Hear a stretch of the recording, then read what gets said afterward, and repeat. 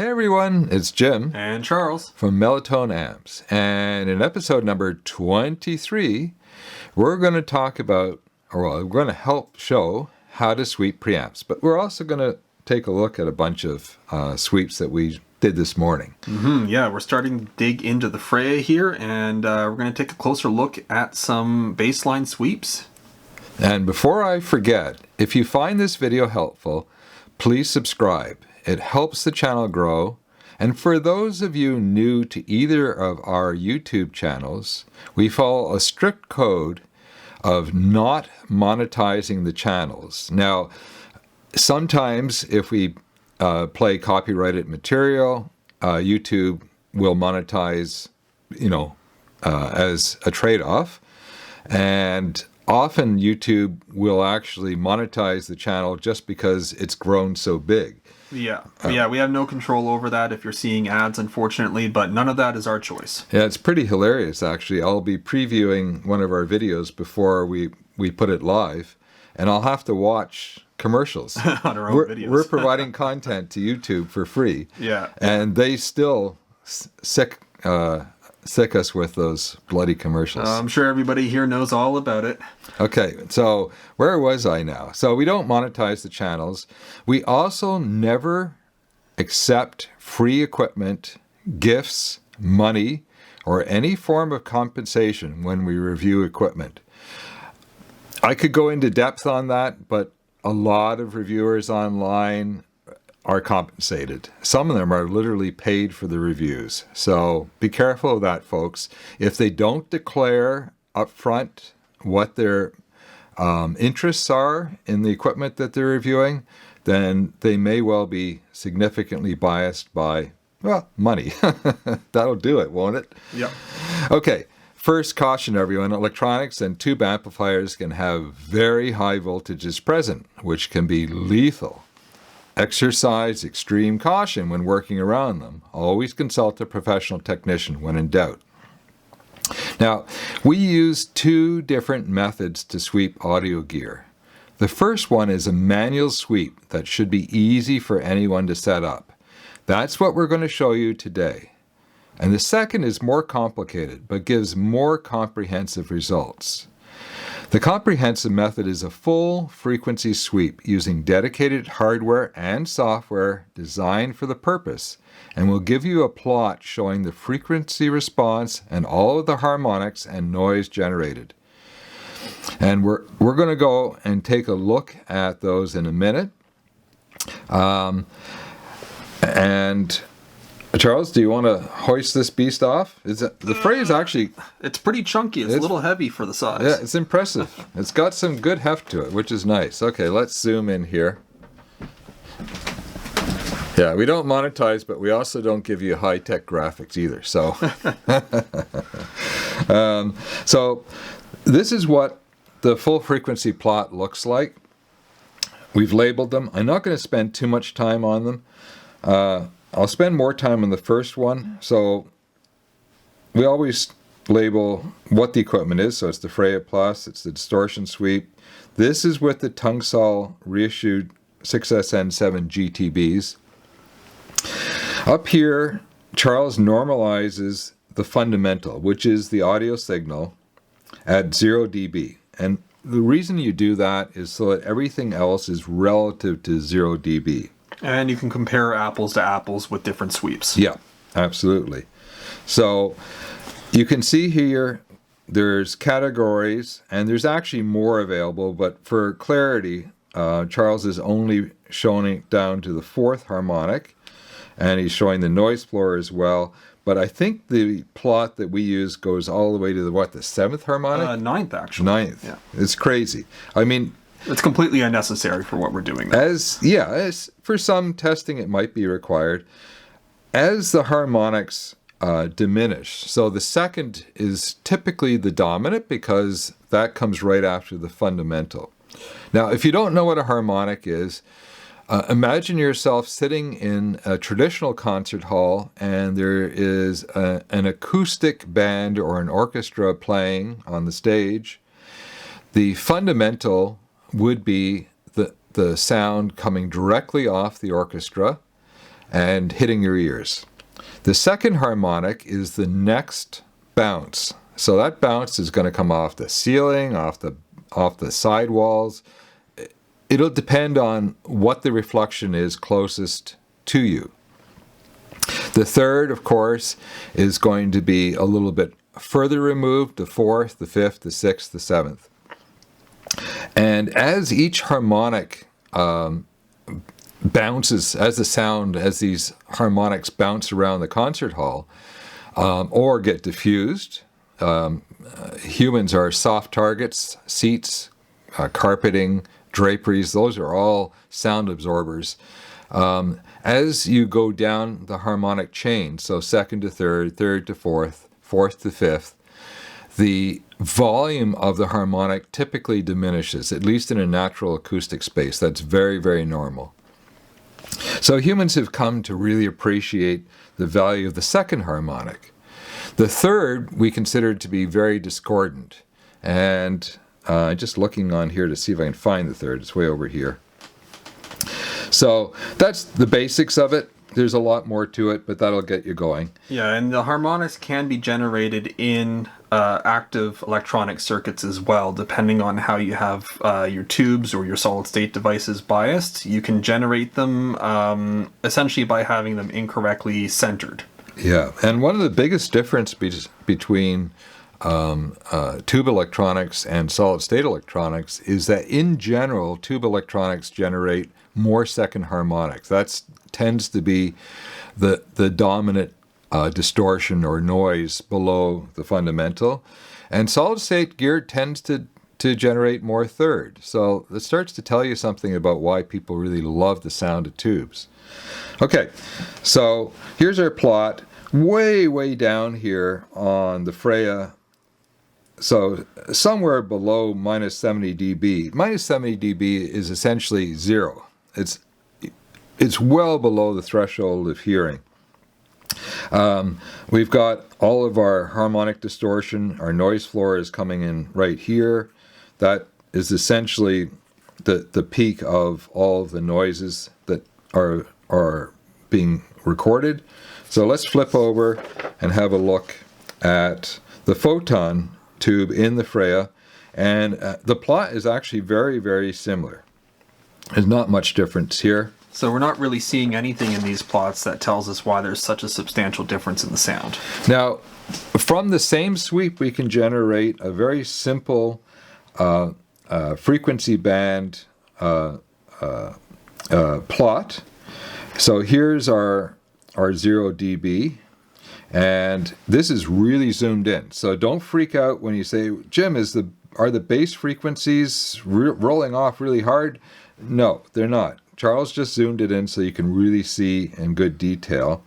So 0 dB is here. So where is the 1 dB down point? That's where designers really think about the cutoff starting. It's not the cutoff point. Minus 3 dB is getting very close to the cutoff. So at minus 1 dB, we're maybe 24, 23 if we're being generous. Yep. Hertz, that's good performance. How flat are we? Well, this is perfect. Remember, folks, we're zoomed in.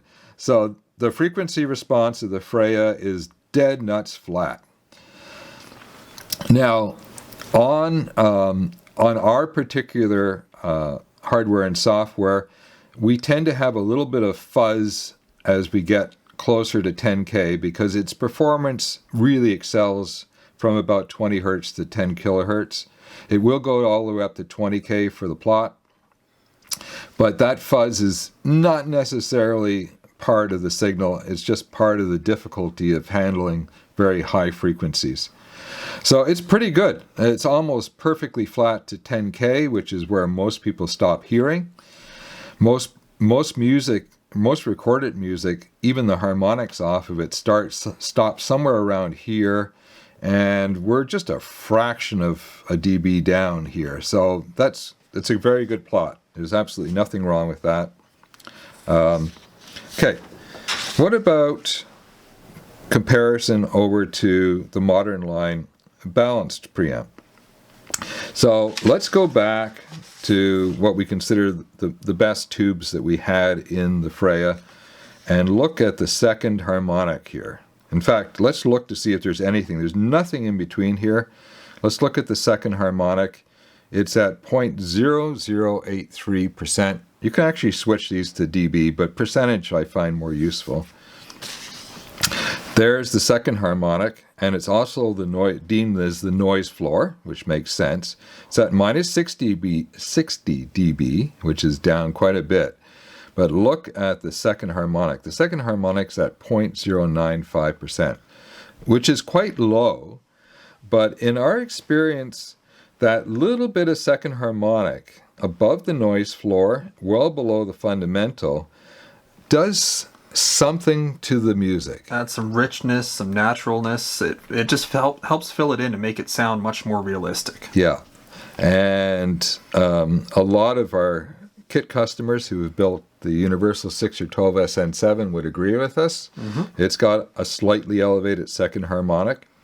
And what we really want to see is is it above the third harmonic, or is the third harmonic and the second harmonic kind of mingling together? Yeah, that's bad news. I mentioned earlier, humans find the third harmonic to be discordant in many cases. Now, there are a few exceptions. There are a few humans out there, there's always exceptions, who actually prefer the third harmonic. And I don't know if it's because they just grew up hearing a lot of third harmonic distortion. I go to a lot of live concerts, so I don't hear a lot of third harmonic distortion. I hear a lot of the fundamental, of course, and a lot of second harmonics, at least in the wonderful concert halls I go to. So the third is substantially down. It's basically down in the noise floor area here, and the same on the other plots. So that's really the huge difference between the Freya output and our own prototype kit preamp. And of course, the tubes are very different. So, I mean, we have to be fair. The 6N1P and the 6SN7 are about as different a preamp tube as you can get. Mm-hmm, but both very good sounding in their own right. Yeah, and the other thing, too, is the 6SN7 works well as a cathode follower. Mm-hmm. Some people call that a buffer stage. It's a low impedance output stage. That's what it is. And that just helps drive the next stage much easier with no signal loss.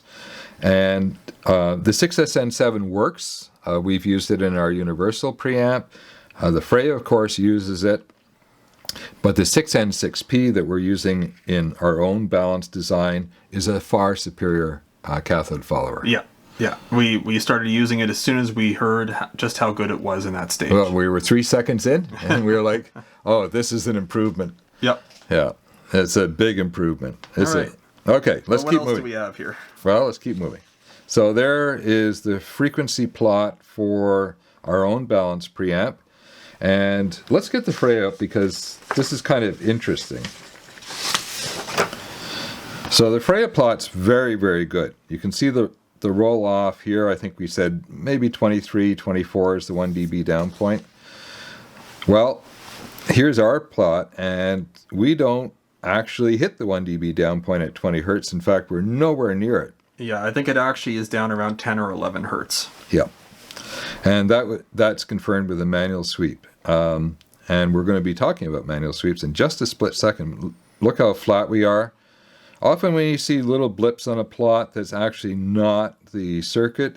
That's we live, 7 kilometers from a Navy base? Yeah, that's not these, though. This is actually a result of 60 and 120 hertz noise in the air. Right. Yeah, our prototype preamp actually has an open chassis, so unfortunately it's not as well shielded as it could be right now. Yeah, that's true. Where is the submarine signal that it's over here somewhere, isn't it? Yeah. It's not showing up today, though. 1K4, something like that. It shows up on occasion. Yeah. So anyways, be careful of anomalies. And of course, we're almost dead flat all the way out to 20 kilohertz. We see a little bit of the distortion of the analyzer itself up around here. But yeah, so this is about as good frequency plot as you'll get out of any preamp that's ever been made. And it really doesn't come down to the circuit design. It comes down to how brilliant the tubes are that we're using. Well, yeah, and careful circuit design. I mean, the tubes are nothing unless you have a good circuit around them. Yeah, I never, tubes, the actual Voskhod made amazing 6 miniature 9-pin preamp tubes. And almost everybody talks about how great a Siemens or a Telefunken or a Mother tube was or is. And nobody talks about Voskhod. Yeah. And, those designers, the engineers, the manufacturers, the foremen, the workers on the floor, the people who brought in the quality materials to make those tubes, they need like 2 thumbs up, big pat on the back. Yeah, they made great tubes. Okay, so this is what we're going to show you today. It's going to be a long episode. Sorry, folks. This is actually a plot of our prototype balanced preamp. And you might think, wait a minute now, there's 2 plots here. Well, there is, because we've got essentially 2 phases that have to be swept and checked and verified that they're closed. So I'm going to go over them quickly with you. So here's the frequencies. We do a selection of frequencies because we do this manually.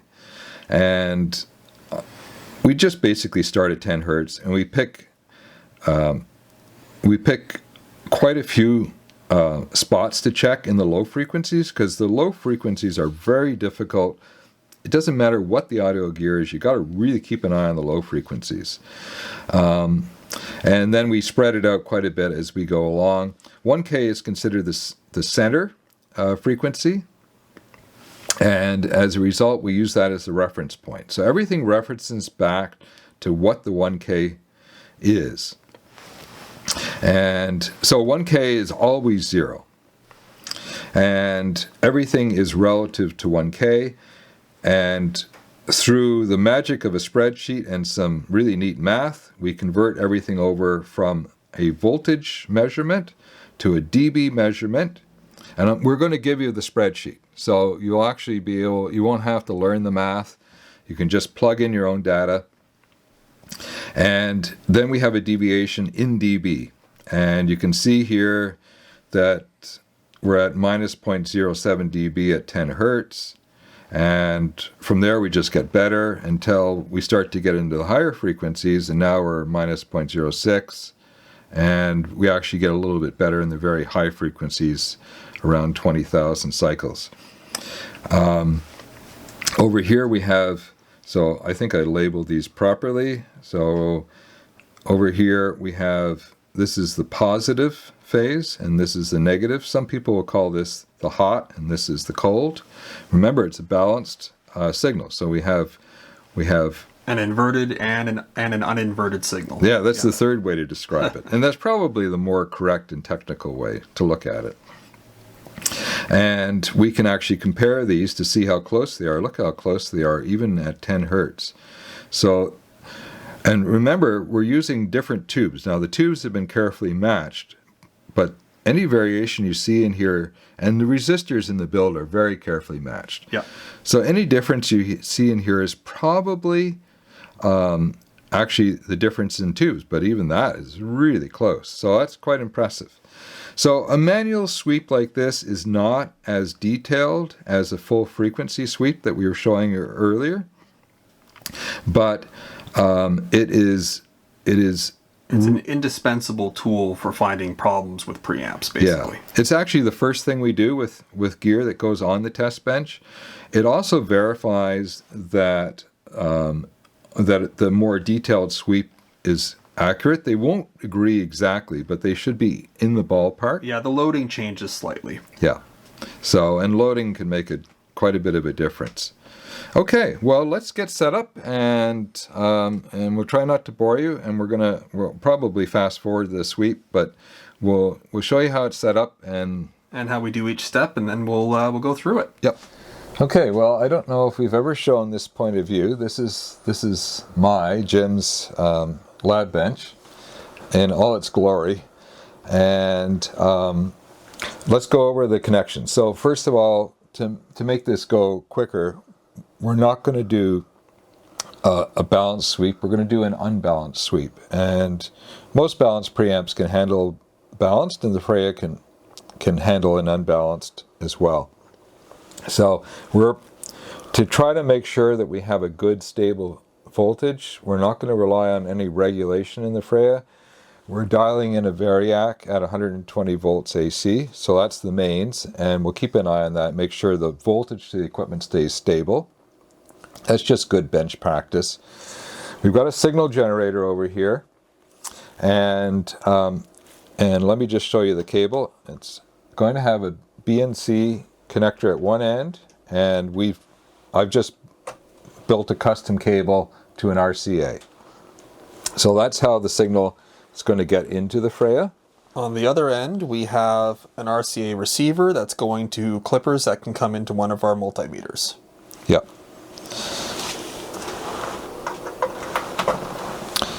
And that's it. We've been warming up the Freya. It's important when you're testing gear that it's been warmed up. And what we do, I know you can hardly see the spreadsheet, but there's a download below the video, so you can actually get an active spreadsheet and use it yourself if you want. The first frequency that we always test is 1 kilohertz. So I'm sending a kilohertz 1 volt RMS. It could be a little bit more or a little bit less, but typically most audio equipment is tested at 1 volt RMS. And we dial in the volume on whatever amplifier that we're testing to a reasonable listening point. You never want it all the way down at the bottom or all the way at the top. You want something that's realistic. Yeah, so often with our own prototypes, we'll actually know what the normal range of the volume pot is for a normal listening volume in our system, and that's where we'll actually test at. So you don't want to test too low and you don't want to test too high. But you know, if you're testing gear that you're designing, obviously you're going to test the bejesus out of it. But for an initial sweep, you would just do it this way. Yeah, it's also good to remember that a lot of volume pots are out more as you get to the extreme ranges of them.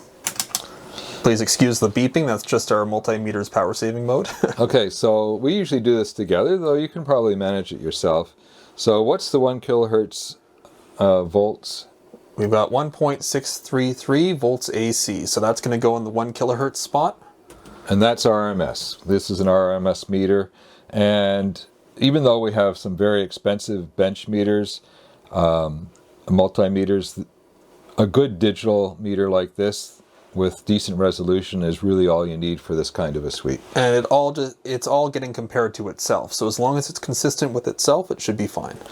So once I've got the reference in at 1 kilohertz, we're going to revisit that when we pass through, but we go all the way down. I switched the signal generator to 10 hertz, and then we'll start working through the frequencies. In a minute, we're going to actually speed the video up so that you don't get bored and fall asleep. Though if you need a nap, feel free to take one.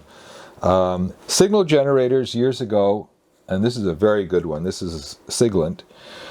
Used to be extremely expensive to get good quality. Nowadays, you can get a very good one for very little money. Maybe not lab quality, but good enough for the kind of audio frequency range that you're going to be testing in. So none of this stuff is going to cost you a lot of money. You can also actually use audio files playing through maybe a digital media player or something similar, as long as you can get enough output off of it. You could, and we have used that method before, and we've made specific file sets. But the biggest problem with doing that is the frequency response of the digital music player may not be flat. Yeah. So that's always going to be essentially overlaid on top of the response that you're measuring from the piece of equipment. Yeah. So a proper bench signal generator will ensure that when you ask it to give 1 volt RMS out at 10 hertz, it'll give us 1 volt. Because if the voltage out varies at all, obviously the plot that we generate is going to vary as well. And it's magnified because, of course, we're applying gain to the signal. So yeah, proper gear gives proper results. Okay, so what do we got for 10 hertz? We've got 1.633, I'll call it 32 volts AC. And I'm going to dial it up to 20 hertz. Okay, and that's 1.632. And I think you guys get the idea here. We're going to fast forward through these and We'll see you back here at regular speed in a second.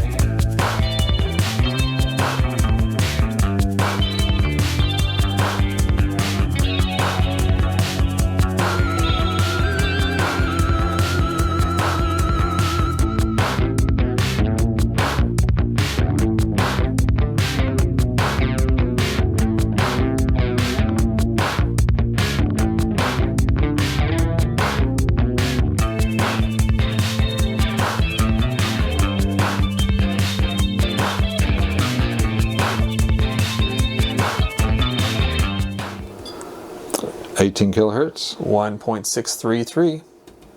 So the manual sweep's actually turning out better than the REW sweep did, and that's probably due to a difference in loading, since the load that's provided by the multimeter is quite a bit larger. And we're at 1.633 on 20K. Okay, well that's really impressive. I'm going to print this off and then we'll come back into the lab bench and take a look at it. All right, see you back here in a minute.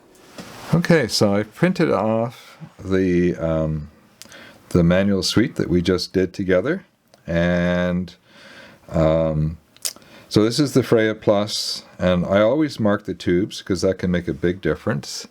And here we're using the early photon with the foil getter. That was the B set in the test over at Valves and More last week, and you can see starting at 10 hertz we're at 1.1 volt in, and we get out 1.632, and it's dead flat. 1.632 to 1.633 at 1 kilohertz. That's nothing. That's like a hiccup in the meter.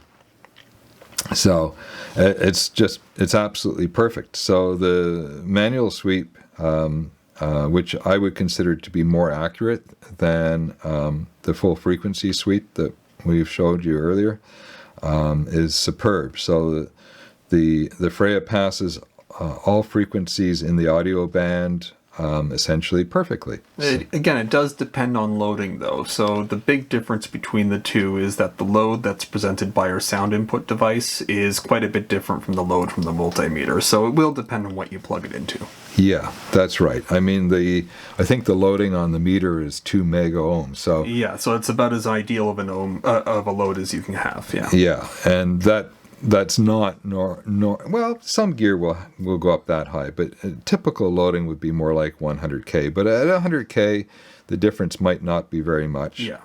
But yeah, so that's very impressive. So I would give 10 points plus the bonus, so 11 points to the Freya engineers that designed this and built this, because that is superb.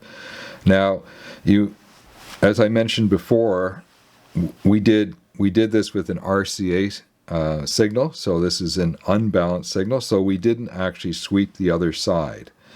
But if you were actually working on testing the balanced circuit, you have to make sure that's working correctly as well. So you would need to make custom cables up so that you could actually inject the signal into the balanced side. You don't have to do both sides at the same time, so you can make up a cable and test the non-inverted phase and then go back and do the same sweep. Don't change anything and do it right away concurrently, and then go ahead and do the inverted side. And if everything's working right, then they should be basically identical. Yeah, your output voltages should be very, very close. Now, because it's a tube-based piece of gear, well, even if it was solid state, there are variations in electronics. You would possibly see some small variations, and we showed our own balanced preamp design how it had some very, very small variations that were probably tube related. So anyways, hopefully this helps everyone who's interested in getting into bench testing their own gear, their own designs, or even gear that they are either working on or that they already own. It's a lot of fun. It's a good verification of the performance. I mean, your ears are number one. Yep. But bench testing is definitely a valuable companion to what your ears are telling you. So this is Jim And Charles. signing off. Cheers, everyone.